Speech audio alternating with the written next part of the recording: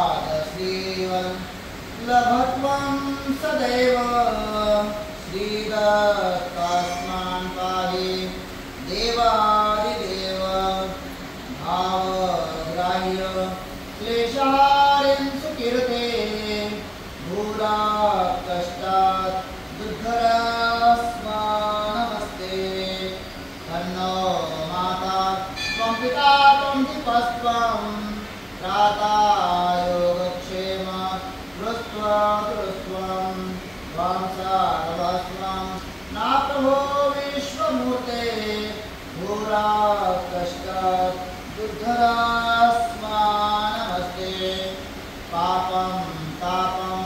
व्याधिमाधिं च दैन्यं भीति क्लेशं त्वं हराशु त्वदन्यं दातारन्नो भिक्ष ईशास्तजुर्ते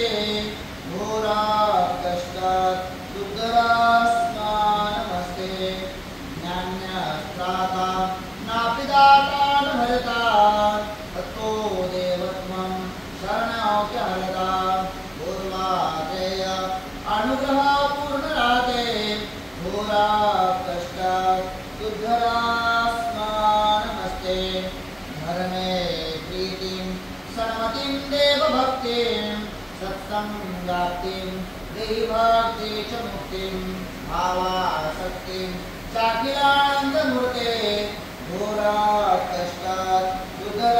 दुर्धरस्मानमस्ते श्लोकपञ्चक मेताभ्यो लोकमङ्गलवर्धनं प्रपटे नियतो भक्त्या शास्त्रे दत्ताप्यो भवेत् इति श्रीवासुदेवानन्दस्वरूपे गिरिब्रह्म घोराष्टकस्तोत्रं सम्पूर्णं गुरुदेव